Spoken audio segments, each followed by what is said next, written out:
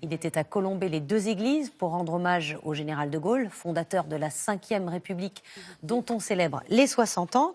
C'est le 4 octobre 1958, en effet, que la constitution de la Ve République a été promulguée et Jean-Baptiste Marteau et Thierry Breton et Claire-Marie Denis nous font revivre ce jour particulier. Ce 4 octobre 1958, elle est officiellement promulguée, pressée du sceau de la République dans les salons du ministère de la Justice, en présence de Michel Debré, grand artisan de son élaboration. Controversée et critiquée, elle est encore là 60 ans plus tard. Nous allons vous raconter le jour où la constitution de la Ve République est née. C'est le conflit algérien qui accélère l'avènement de cette nouvelle République. 5 mois plus tôt, le putsch d'Alger. Un constat s'impose. Il faut rappeler le général de Gaulle au pouvoir. Retiré à Colombey les deux églises, le libérateur de la France pose ses conditions avant de prendre la route de l'Élysée. Il veut avoir les mains libres pour écrire une nouvelle constitution. Et après des jours de négociations, l'accord est trouvé. Le 29 mai 1958, le président Coty convoque le général de Gaulle à l'Élysée et il le nomme président du Conseil. Ce sera le dernier de la 4e République. Le 1er juin, c'est seul sur le banc des ministres que Charles de Gaulle se présente devant les députés.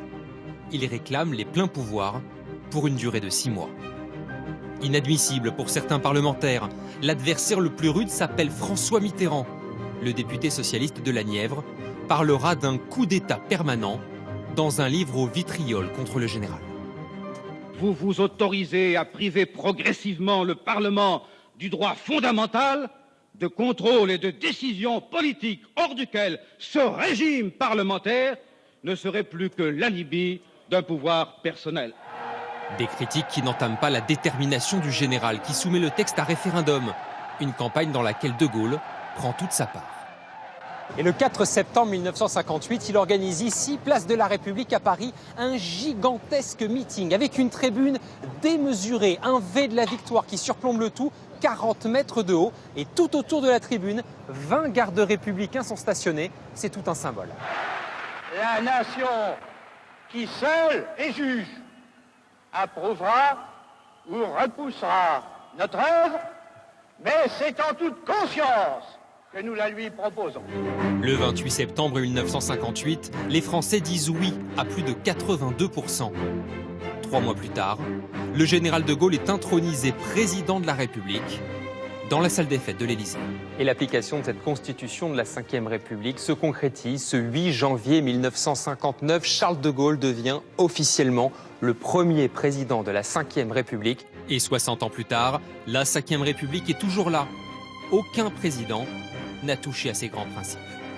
On dit parfois qu'elle est plastique, le terme n'est peut-être pas très élégant, mais elle a cette capacité d'adaptation aux circonstances les plus variées.